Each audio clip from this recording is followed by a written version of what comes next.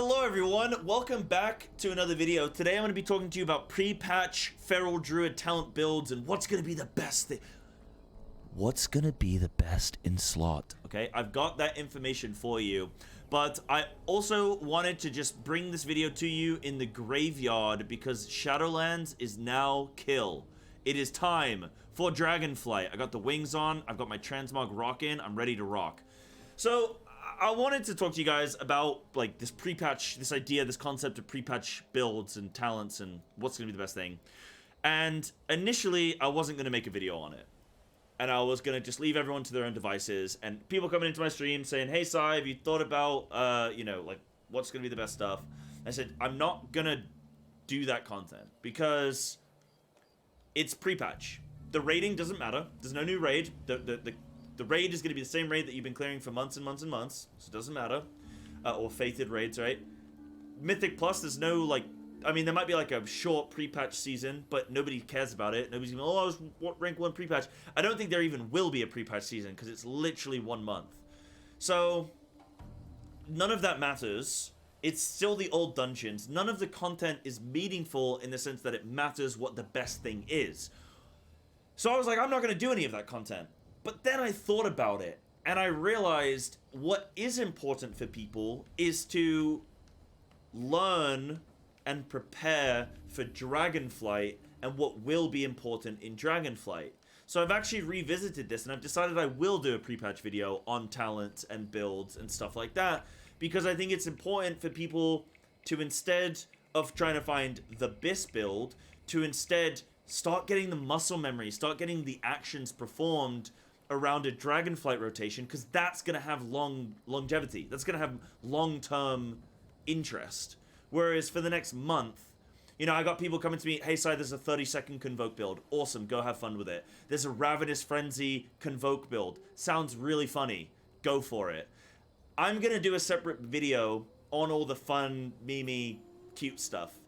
But this is a video I think has more important like kind of consequences, and I want to get people prepared for the new expansion.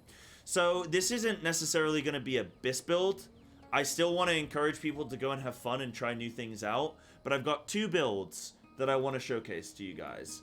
So the first one here is a pure single target. There is ways to make it like AOE. You can just pick up Primal Wrath and you drop a talent elsewhere to pick that up. If you need to grab Double Clawed Rake, you could, but this is like a raid build. And the idea behind this build, as I say, is to prepare you for Dragonflight. So, I'll take you through the build with a few things. First of all, big thing is you're going to be playing Blood Talons.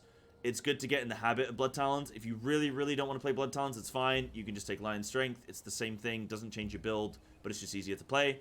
Though I would encourage people to spend the next month being bad at this, and then for the next 2 years be great at Feral, rather than spend the next month playing something more comfortable, and then Dragonflight comes, and you still don't know the good stuff, you know? So if you really want to try and, you know, optimize with Feral and be really good, just start practicing with Blood Talons. In order to do that, we take Brutal Slash, we take Lunar Inspiration. These are really good single target talents, and are also going to be really good for Blood Talons generation. So you're playing around that. Another thing we're going to have is Feral Frenzy and Apex, and we're kind of missing this middle section. And I'll go into detail, and you'll also notice that we have Rampant Ferocity and Tear Open Wound, but we don't have Taste for Blood and we don't have Sudden Ambush. That's weird, isn't it, Sai? Why would you take AoE abilities on single target? Well, that's because it's more efficient to get down the tree via these 1-point talents rather than taking 2-point talents, but something that people might not have considered, and I certainly didn't for a good amount of time, is you're going to have Conduit still.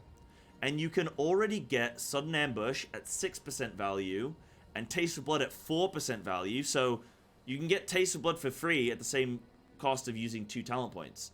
So you can instead cut in the middle, and you can still have Taste, and you can still have Sudden Ambush if you want it. Now that also plays into why we don't have Carnivorous Instinct either, because that's 6% per point there, but you also have Carnivorous here for 6%.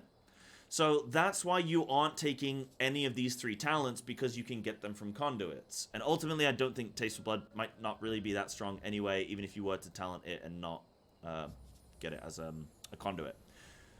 So we keep that in mind. Now, the next thing is I'm giving you your defensive, because I think it's still really important to have a defensive. If you think about Mythic raid progression, you're definitely going to have your defensive. Like, there's no way you're going to Mythic prog and not take Survival Instincts. Like, let's be real. I know that you might see theory crafters and they're going to say, oh, you can get away without it.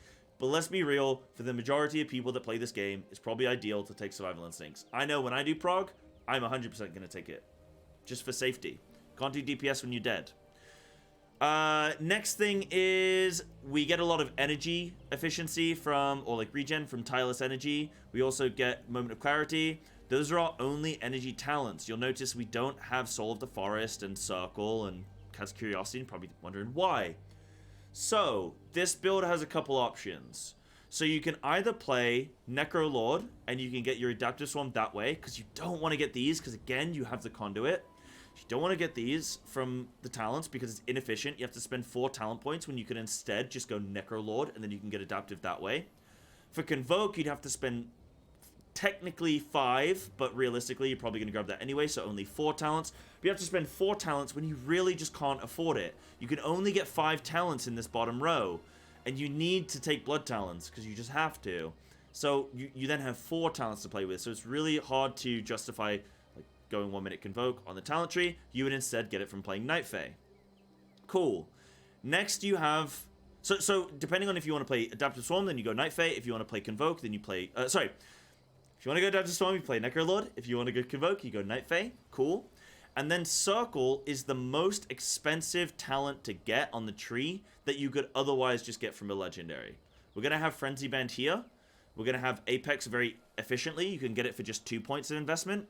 Whereas Circle is 4 points of investment, right? Because you have to go Cat's Curiosity or you have to go down Frantic. So that's 4 points of investment. And yeah, those are the only 2 real options that matter. So this is the least expensive option to get your Legendary. Oh, sorry, this is the most expensive option. So you want to get this from your Legendary because then it saves you 4 talent points. So I would advise in this single target build to play with Circle, and then you either go Night Fae or Necro Lord, and you can get used to playing with Adaptive Swarm, Blood Talons, Apex proccing, because you want to get used to things like doing your rotation, and then, oh, Apex glows. Okay, how does that change my rotation? Does it affect Blood Talons? Does it not? You want to get used to Moonfire, Brutal Slash, generation of Blood Talons, using your Blood Talons. You want to get used to playing with Circle, where your bleeds are going to be ticking quickly. So you want to get used to all of these things. That's why this build, I think, is a really good build. Not as the best in-slot build for the raid, but for the best build to get you used to mechanically playing Feral and Dragonflight. So hopefully you like this as a single target build. Now the class tree, I will also briefly talk about before we go into the AoE one. But I think Nature's Vigil will be really good just to have a really nice off-healing. I don't think you can really afford to go down this side of the left-hand tree, but you get Innovate this way. So you can Innovate your guildies if they need it. So that's, you picking up Nature's Vigil for 1 extra point. Vortex, probably not going to be super mega useful, but you can get Innovate, you can get Nature's Vigil, do some off-healing there. You could arguably grab Renewal or Improve Stampede Roar if you wanted to drop these 2 and you wanted to do that instead. That's cool. You can also go Ursine and like Renewal or something if you wanted to. It's a little bit of flexibility there. That's fine. Not too much stress on the tree. The main thing is just that you get your increased range and you get your Lycara's Teachings and you come all the way down on the left-hand side to get Primal Fury. Apart from that, not too much of a big deal. Next, we have the AOE Talent Build. So this, if you actually look, not much changes on this tree. You can see I'm jumping between the 2, and everything kind of stays the same. Again, the Conduit situation, you're not going to grab Sudden Ambush, Carnivorous, or Taste of Blood. You can get this from Conduits. And I would argue, I would say if you're going to be playing Night Fae, then you're definitely going to play Conflux. But if you're not, then you'll probably go all 3, Taste, Sudden, and Carnivorous. Cool. So this build is very similar, except you have Double Cord Rake now and Primal Wrath. You only have 1 in Tireless Energy. You still have Moonfire, because there is a strong build right now that I'm playing on Dragonflight Beta, and that involves Blood Talons and Mythic Plus with Lunar Inspiration. Though you don't have to play Blood Talons if you don't want to. You can go Lion Strength. You don't have to play Moonfire if you don't want to. It's only just to increase your single target, and will maybe only be used on Tyrannical Week, not Fortified Week, in that specific build that I'm playing with. So I've got Lunar Inspiration there. Just I'd rather overcomplicate your AoE than undercomplicate it, and then you're not prepared for it. So then you also then have Brutal Slash still really good in AoE, even though you wouldn't think it. You have Heart of the Lion this time as well to get your 2-minute Berserk, just more AoE, and why not? You don't need your... Like, I've not gone for your defensive, but if you were going to take your defensive, you'd probably drop Heart, and you can pick it up there, I guess. Or, like, MOC, you can drop MOC, and you can grab it there. We have Tiger's Tenacity this time, instead of Raging Fury. You have Raging Fury in the single target tree, because you just want to extend Tiger Fury as long as possible. If there are any ads on a fight, then you can run Predator, and then, like, you're getting your reset there. But Tiger's Tenacity is really good in Mythic Plus, because your Apex procs can give you a combo point.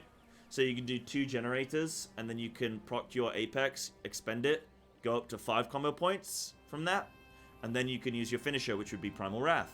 So you can get in a nice habit of getting used to that playstyle. Your Apex procs all the time. Your Tiger's Fury is going to be procking a lot as well when things are dying. So you can have really good, like, Tiger's Tenacity proc plus Apex proc. Boom, cool. There's your 5 combo points. Saves you a whole global every finisher whenever you have Tiger's Fury running. So that's good. Still going Feral Frenzy and Apex, because, like, you may as well, because you're not going to go down this middle side of the tree, and you don't care about Carnivorous and All Cat's Curiosity, so you may as well pick up Feral Frenzy and Apex in both situations. Why not? Apex is still really good in single target. It's very good in Mythic Plus. Feral Frenzy, still good in in Mythic Plus, going to be some extra single target, especially if you're running, like, Necrolord, that kind of thing.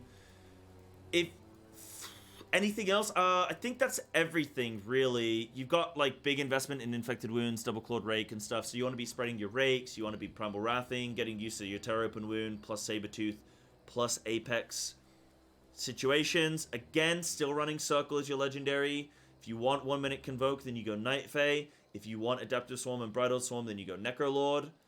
There you have it. That's like the whole situation. Make sure you're looking at your conduits. Spoken about legendaries. That's the whole situation. I hope that you guys can appreciate why I want you to get used to Dragonflight, because this next month of content does not matter. What is the most important thing is you get a comfortable new UI, and you can play around with your UI situation, and that you get comfortable with a new playstyle of Feral.